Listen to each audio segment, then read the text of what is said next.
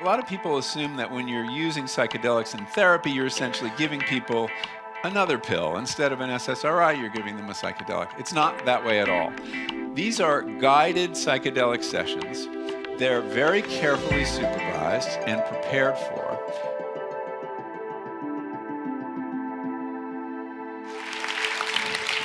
Thank you very much.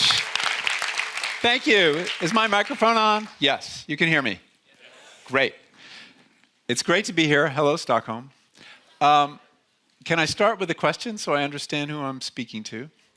To keep this as anonymous as possible, close your eyes.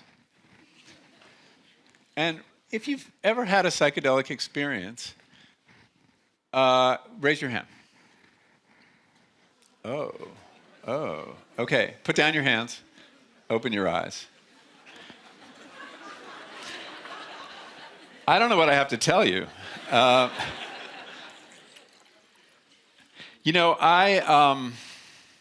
approach this subject as someone as skeptical as the average Swede. And you are clearly not the average Swede. But you should know where I'm coming from. I was not a psychonaut when I started on this book. I was 15 in 1970 when LSD was made illegal and psilocybin. And I was terrified of these substances because at that point there were already these ideas that you would jump off a building thinking you could fly, that you would stare at the sun till you went blind. There were all these memes in the culture that served and were designed to terrify people, and I believed them all and stayed away for a long time. When I first started hearing about psychedelic research, I was also skeptical. The first experiment I heard about was the idea of giving psilocybin, the active ingredient in magic mushrooms, to people who had terminal cancer diagnoses. And these two things didn't compute in my head at all.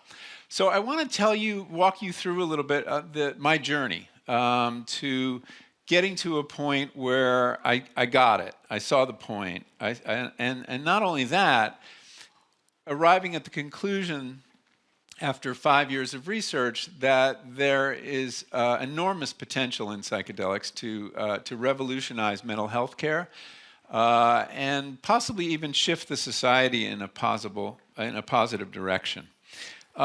So I'm going to walk you through that story a little bit of what I learned and tell you a little bit about the kind of research that is going on in other places and that hopefully will come to Sweden before too long, thanks to the efforts of people like Filip and his group. So as I mentioned, the first experiments I heard about were these, they were called the cancer anxiety trials at New York University and Johns Hopkins.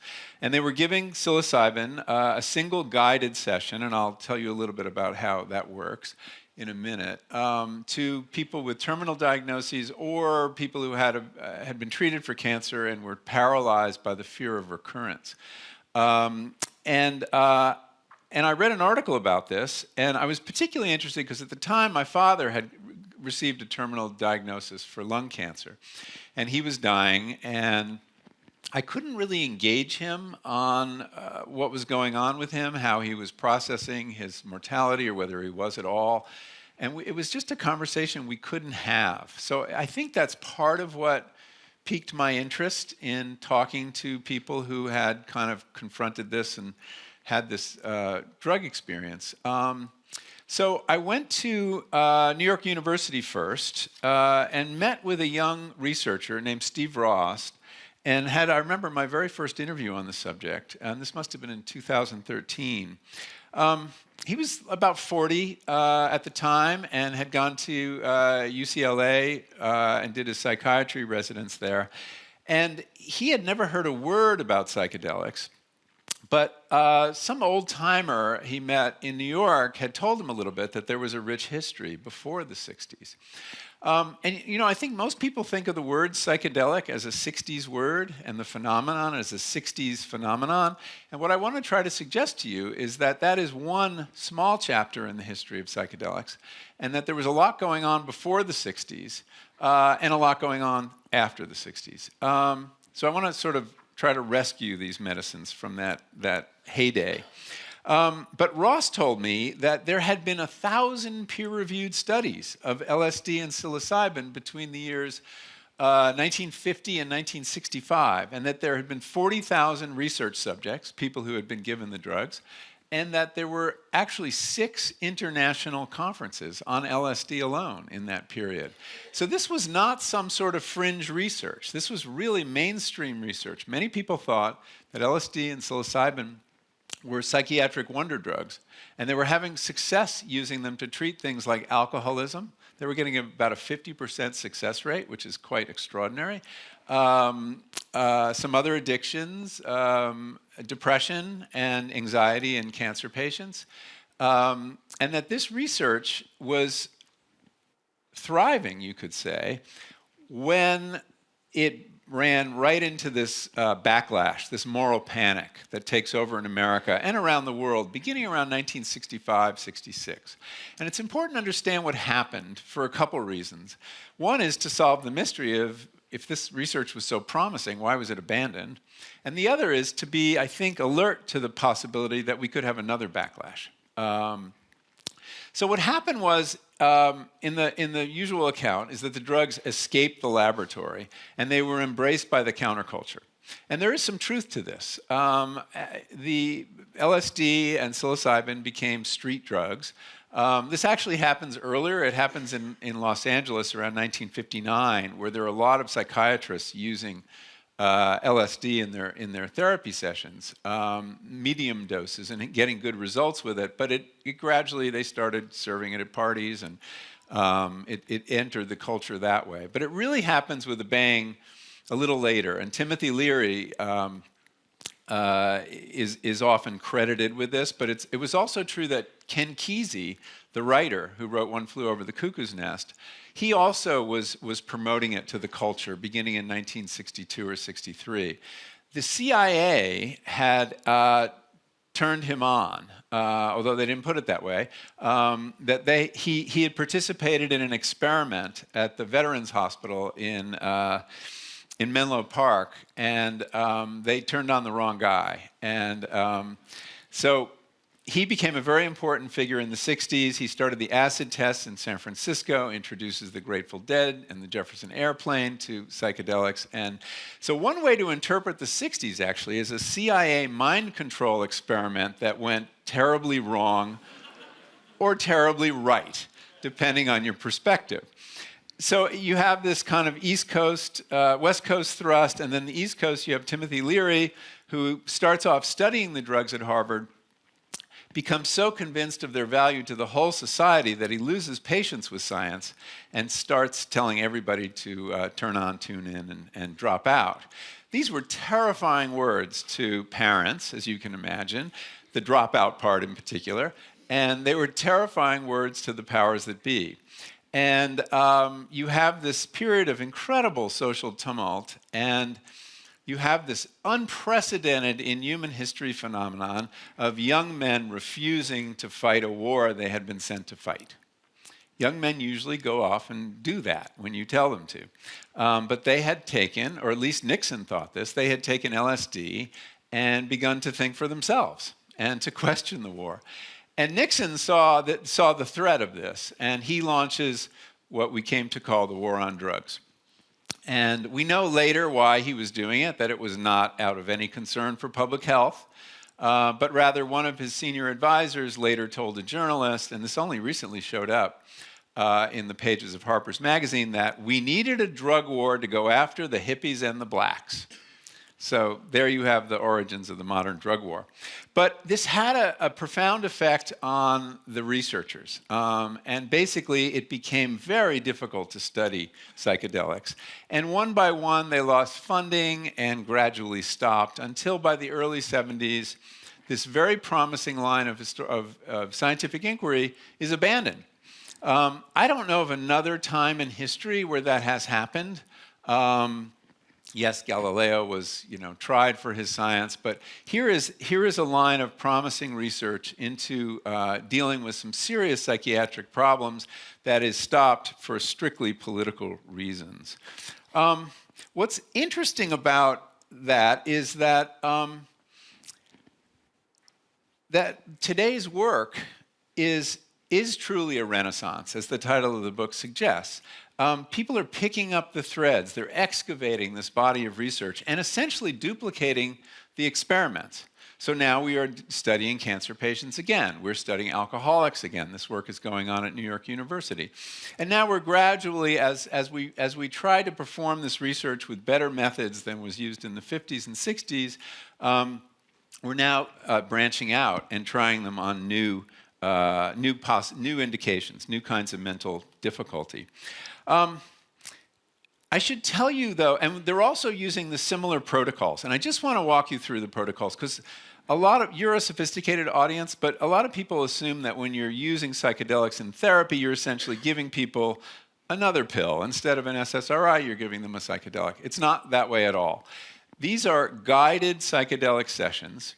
They're very carefully supervised and prepared for, and they're very different than the way these molecules are used in a so-called recreational setting. So there are 3 steps to the guided psychedelic session. And this is kind of universal, the way it's being done. It was never kind of figured out scientifically. It was just trial and error, and developed by some amateurs, actually, in the 1950s that I write about, a man named Al Hubbard. So 3 steps to it. First step is preparation. You have either 1 or 2 guides, and they take a medical history, and they take a psychological history, and they try to figure out if you're at risk for schizophrenia because of relatives, and in which case you'd be excluded. They are telling you kind of how to deal with, how to navigate this strange mental territory you're about to enter. And the big advice there is go with it. Don't resist what's happening. So they'll say things. They have a set of flight instructions. And in the flight instructions, you're told, if you feel like you're melting, going crazy, dying, go with it. Don't fight it. If you try to hold on to your ego as it gradually turns to butter, you will really get anxious, and that really is the source of many bad trips. If you see a door, open it. If you see a staircase, climb it. If you see a window, go through it. If you see a monster, step right up to it and say, don't run away, say, what are you doing in my mind? What do you have to teach me? And this kind of attitude and this spirit of surrendering to the experience is a very good recipe for a successful journey. They also encourage you to set an intention. This is very important too. What do you want to work on? What do you want to think about? Are you dealing with an addiction? Are you dealing with your fear of death? And if you articulate an intention, very often your mind will take you there. Next step 2 is the session itself. That is, you are accompanied the whole time by 2 guides in the university trials, 1 guide if you're working underground, typically. They say very little. The idea is that your mind should go where it needs to go, that the mind knows how to heal itself in the same way the body does. And but they're available to hold your hand if you're getting upset, to walk you to the bathroom, give you a sip of water. You're also wearing eye shades and listening to music on headphones. The eye shades are there to encourage you to go inside. The many of you who've had psychedelic experience know that the sensory world becomes quite exciting on psychedelics, and you could occupy your mind entirely with what the world is doing to you. But in fact, for therapeutic purposes, you want to have an internal journey. And the eye shades are a remarkably powerful technology for that.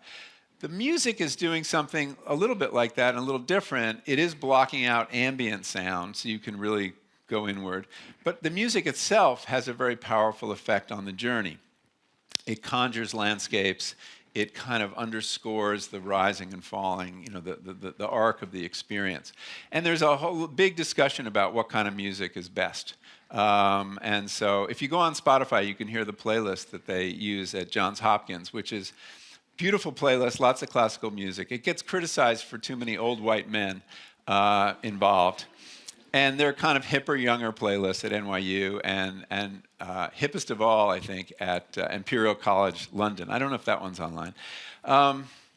But the music is something. So that's kind of how they're doing it. And if you do it this way, you can mitigate the risks. And there are risks. And I want to just take a moment to talk about those for the skeptics in the audience. But, you know, I was new to this, as I suggested. I didn't start till I was in my late 50s. And I was, you know, afraid and concerned. And was I going to do something stupid that was going to harm my body or my mind? So I looked very carefully at the risk. And I was very surprised by what I found out. The first was that the classic psychedelics, like psilocybin and LSD and DMT, are virtually non-toxic. I think this is kind of a surprise given how they're treated in the drug laws, but there is no established lethal dose for either LSD or psilocybin. You cannot overdose on these drugs. They will not destroy your body. That was shocking. And then the second thing I learned, which was equally surprising, is that they're not habit-forming.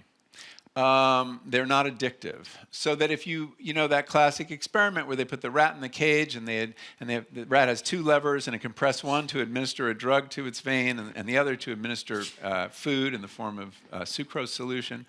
And if you put heroin in that setup or cocaine or methamphetamine, the rat will keep pressing the lever until it's addicted and it dies. If you put LSD in that setup, the rat will press it once, never again. Animals don't like to trip. So that's not a risk, addictive behavior. They're not drugs of abuse in the classic sense. The risks, and they are real risks, as I said, are psychological. People at risk for schizophrenia could be triggered into their first psychotic break, and that has happened.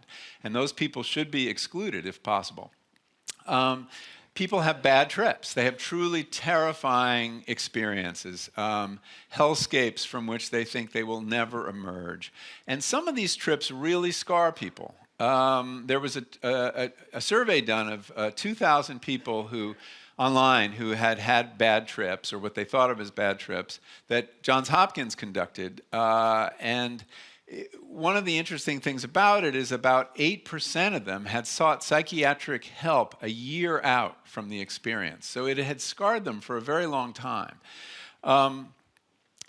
This is much less likely to happen in a guided situation, and indeed seldom does. In 1,000 administrations of psilocybin in the modern era in the United States, and there have been many more in Europe, they have not had a single serious adverse event. So we're talking about a pretty impressive safety profile.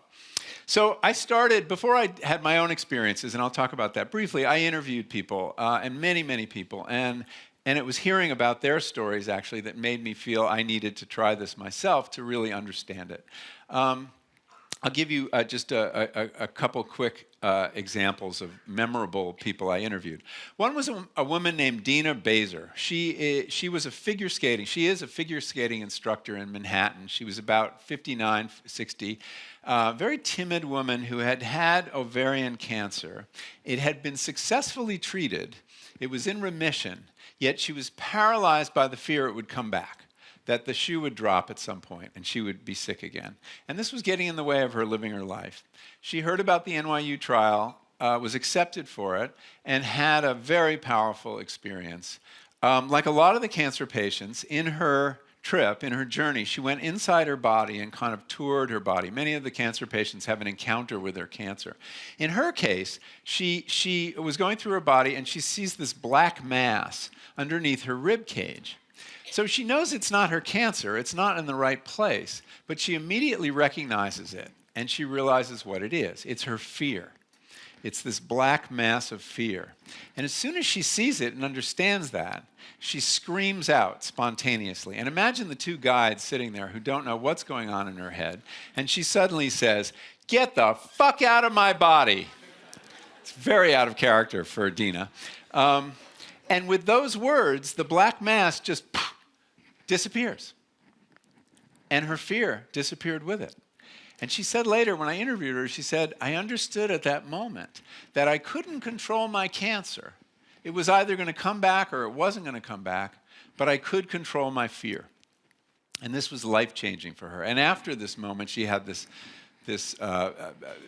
beautiful trip, and she said, and I kissed the face of God, and I said, Dina, you told me you were an atheist before this trip. So you're no longer an atheist? And she said, no, I'm still an atheist. I said, well, you just kissed the face of God. How can that be? And she said, we just don't have a word big enough. Going back to Isabelle's point about indescribability, we don't have a word big enough for this, the beauty of this. So God is the biggest word I have. So I'm using that word, but I don't believe in God. Second woman, same age, that I just want to briefly describe her experience. This is Alice O'Donnell. She's a book editor from Ireland. She had a trip. She was a smoker. She wanted to stop smoking. And this has been one of the more successful experiments conducted at Johns Hopkins. And she, in her experience, she described growing wings that allowed her to fly through European history, visiting various places and incidents through the history of Europe. She died 3 times in the course of this. She watched her soul move from her body to a funeral pyre floating on the Ganges, and she found herself standing at the edge of the universe, witnessing the dawn of creation. She had the humbling realization that everything in the universe is of equal importance, including yourself. And she said, the universe was so great, and there were so many things you could do and see in it, that killing yourself seemed like a dumb idea. It put smoking in a whole new context. Smoking seemed very unimportant. It seemed kind of stupid, to be honest. Now, that's not a profound observation. Surely she'd had that thought before. Surely her doctor had told her that. Or her children. But for some reason, under the influence of psychedelics, these insights carry this remarkable authority. William James called it the noetic quality, that what you experience under psychedelics is knowledge, not just an opinion or an insight. It's a revealed truth of the universe. And that lends it a credibility that allows people to change and act on it. And I think that's a very powerful tool for the therapist using it. So how does this work? Well, the honest answer is we don't really know. What's going on in the mind appears to be correlated. A successful psychedelic treatment session is correlated with what the doctors call a complete mystical experience. William James, again, defined what a mystical experience is. It's a transcendence of the ego, of the sense of self, followed by emerging with something larger than yourself, which is called unitive consciousness.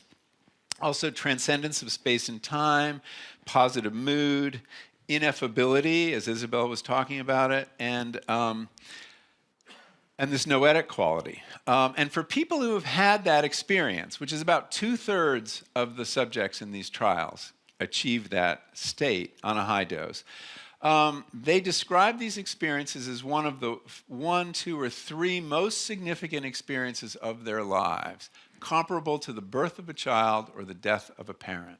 It's quite remarkable that a molecule can do that for people, but it appears to. And when it does, they have very successful experiences, and they are able to change their minds in lasting ways. What's going on in the brain? Well, we know even less about that. We know what receptors are involved. The most interesting finding in recent years has been imaging done at Imperial College London, where they put people who were at the acute phase of psychedelic experience in an fMRI machine, an MRI machine. Can you imagine doing that when you're tripping?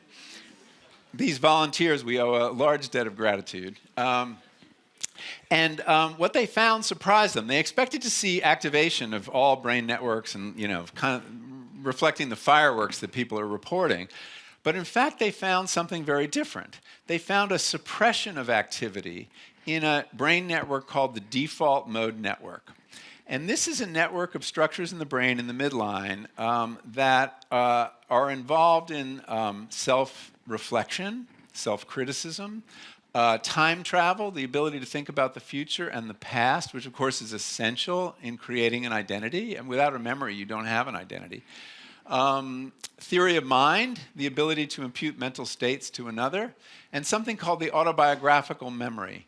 the place where you kind of write the story of your life and take the incidents, things that happen to you, and weave it into the story of who you are.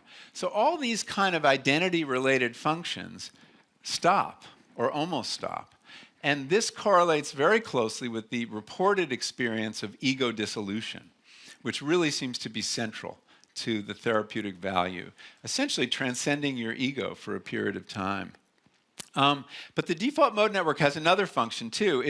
It's a regulator of, the brain is a hierarchical system, and it sits at the top, and it's regulating many other activities, and other brain networks have to kind of pass through central headquarters before communicating with one another. And you take the default mode network offline, and parts of the brain that don't ordinarily communicate with one another suddenly do. And there's an image on the flyleaf of this book. Oh, where is it? Did you guys print this or not? Shit, it's not here. Okay. Anyway, I'll show you on my copy later at the book signing. There is the brain is temporarily rewired, and all these parts of the brain that don't ordinarily talk to one another start talking to one another, which might explain synesthesia, the fact that you can see music. And it may account for the kinds of insights, the new connections, that the dots are connected in new ways. We don't know. We haven't actually mapped that, but we know there is all this new communication going on in the brain. So it's kind of a shock to the system, to the mental system, that jogs it out of patterns that have gotten stuck and shakes the snow globe, and things settle in a different way. Many of the patients talk about rebooting the brain as if it were a computer that had gotten kludgy and hadn't been turned off in a long time, too many programs opened. Things become a lot more fluid after this. So there's a lot more to be learned, but as these descriptions suggest, psychedelics are good for certain things and not for other things. It seems to work best for anxiety, depression, addiction, all of which are more similar than not. They're all disorders of mind where people get stuck in loops of destructive thought or rumination. They're all the products of overly rigid thinking. Obsession, too. OCD seems to respond to it as well. And that it's a brain that needs a little more entropy in it, a little more noise in the system to loosen it and lubricate cognition, as one of the scientists say. So at the other end of the spectrum, for personality disorder and schizophrenia, it's not thought to be good. There's already too much disorder there. So it's for the overly ordered brain. And for the idea of basically giving you a break from what has become a punishing ego. Freud said that in depression, the ego kind of turns on the self and can be quite a tormentor. So there's lots of promise here. The trials so far have been relatively small, with dozens of subjects. We need to go to hundreds of subjects, and that's happening now. There are 8 sites in Europe where they're studying treatment-resistant depression. There are about 20 sites in the US where various kinds of different kind of clinical indications are being explored. And we should, know very soon if this is working on that scale, and we are moving toward approval as a medicine within 5 to 7 years, which is quite remarkable. Now, do I have time? Do I have a few more minutes? Okay. I want to talk a little bit about one of my own experiences. As I said, having interviewed these people, I got intensely curious and actually a little jealous of the kinds of experience. I had never had a transformative spiritual experience. And I wanted to figure out what it was really like so I could write about it in the book. So I'm going to read from a passage. We talked a little bit about ego dissolution, and that, for me, ended up being the most profound experience I had, and the one that had the most lasting effect on me. It's a weird abstract term, but I'll try in this passage to give you some idea. So this was a guided trip with a woman named Mary, a very experienced guide that I met on the East Coast. This is underground. I did not participate in the university trials. They were not studying healthy normals at the time, which I flattered myself to think that that was my category. So I found my way to the underground, and I met this woman who just had that touch that a good therapist has. And she'd been working with psychedelics for a long time. And she gave me a guided psilocybin trip, and we tried to approximate the dose that was being used in these trials. It wasn't all happy. The beginning of this trip, she put on some really shitty music. And to my mind, it was this new age composition by someone named Thierry David. And it sounded to me like electronica, and it just was insipid. And it generated, I said how synesthesia works, and it generated a landscape. Every note became another stalactite or stalagmite, and it was all black and white. And I felt like I was in this computer-generated space. And I don't like video games, and I was not happy there. I wanted to be out in nature, Put me in a jungle, that's fine. But here I was, and I was stuck for a very long time. And I asked her to change the music, and she did, but I was still stuck, and I was getting kind of paranoid. So I needed a break. So I took off my eye shades. And the most amazing thing is you can kind of break out of the experience very quickly. And there was reality, and I was so happy to see it. There were doors and windows, and Mary was there, and the light was just fractalized, and it was quite a relief. I made my way to the bathroom with her help. Very careful not to look in the mirror. That knowing chuckle, yes, I know. Somebody in England, when I told the story, said, yes, trip face, to be avoided. I peed and produced this spectacular crop of diamonds. And then I went back to the cushion where I was lying down, and Mary was there, and she offers me a booster dose, another mushroom.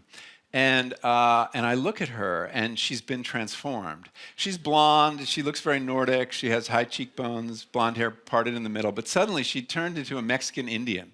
She had black hair and this brown, leathery skin and these wrinkled hands, and she was in a peasant dress. And I knew exactly who she was, and probably some of you do too. She was Maria Sabina, who's a legendary figure in the psychedelic history.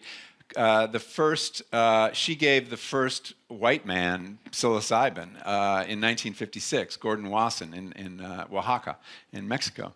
And Mary had turned into her. Anyway, this is the passage that happens after I put my eye shades back on. When I put my eye shades back on and lay down, I was disappointed to find myself back in computer world, but something had changed, no doubt the result of the stepped-up dose. Whereas before I navigated this landscape as myself, taking in the scene from a perspective recognizable as me, with my attitudes intact, highly critical of the music, for instance, and anxious about what demons might appear, now I watched as that familiar self began to fall apart before my eyes, gradually and then all at once. I now turned into a sheaf of little papers, no bigger than Post-it notes, and they were being scattered to the wind. But the I taking in this scene had no desire to chase after the slips of paper and pile myself back together. No desires of any kind, in fact. Whoever I now was fine with whatever had happened. No more ego? That was okay. In fact, it seemed like the most natural thing in the world. And then I looked and saw myself out there again, but this time spread over the landscape like paint or butter, thinly coating a wide expanse of the world with a substance I recognized as me. But who was this I that was able to take in the scene of its own dissolution? Good question. It wasn't me exactly. And here the limits of our language, talk about indescribability, become a problem. In order to completely make sense of the divide that had opened up in my perspective, I would need a whole new first-person pronoun. For what was observing the scene was a vantage and a mode of awareness entirely distinct from my accustomed self. In fact, I hesitate to use the I to denote the presiding awareness. It was so different from my usual first person. Where that self had always been a subject encapsulated in this body, this one seemed unbounded by any body, even though I now had access to its perspective. That perspective was supremely indifferent, neutral on all questions of interpretation, and unperturbed even in the face of what should, by all rights, have been an unmitigated personal disaster. Yet the personal had been obliterated. Everything I once was and called me, this self, 6 decades in the making, had been liquefied and dispersed over the scene. What had always been a thinking, feeling, perceiving subject based in here was now an object out there. I was paint. The sovereign ego, with all its armaments and fears, its backward-looking resentments and forward-looking worries, was simply no more, and there was no one left to mourn its passing. Yet something had succeeded it, this bare, disembodied awareness which gazed upon the scene of the self's dissolution with benign indifference. I was present to reality, but as something other than myself. And although there was no self left to feel exactly, there was a feeling tone, which was calm, unburdened, content. There was life after the death of the ego. This was big news. So that was this experience I had, and it was really uncanny. Of course, more happened. With the self gone, you tend to merge with other things because there are no walls left, and I merged with this beautiful piece of music. Music actually ended up being the happiest part of this. I became one with this cello piece that she put on by Bach, the unaccompanied cello suite number 2 in D minor, which I recommend. And I did. There was no subject-object distinction. I became what I listened to with no distance whatsoever. It was extraordinary.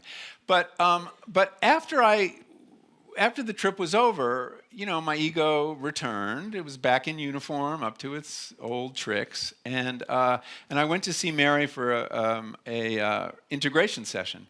And I told her what had happened, and I said, the big teaching here was that I'm not identical to my ego, or I don't have to be. That there's another ground on which to stand. And she said, well, isn't that a valuable insight? Isn't that worth the cost of admission? And I said, yeah, but my ego is back now. So what good was that? What's the enduring value? And she said, well, you've had a taste of another way to be, another way to greet the world, and you can cultivate that.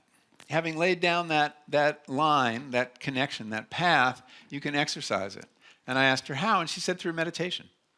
And meditation is very often where you take psychedelics, I think. And indeed, I have been doing that. I became a meditator in the process of this research and found that I can get into that headspace. Not every time, not reliably, and with difficulty, but it can happen. So I understood what was going on in the minds of the people I was interviewing, how they had transcended their ego and how this had left them changed. And ever since, I do feel different in subtle ways, that I have a little perspective on my ego, and that I know when he's up to his tricks, and I can disregard him sometimes and realize there are other voices in my head. So I think this has great value therapeutically for people who are struggling. I think it has great value for all of us. I'm not saying everyone should do this, but we're all on a spectrum with the mentally ill. Let's face it. We all have depression at various times. We all have anxiety at various times. We're all addicted to something, whether it's food or our screens or whatever. We have habits of thought that don't serve us, that we want to break. And that seems to be where these medicines are most useful. I also think they have relevance for our society as a whole, but I'm going to hold off on that and talk about that during the panel. So I think I'll leave it here. And thank you very much for your attention, and I'll look forward to talking more during the panel. Thank you. Thank you.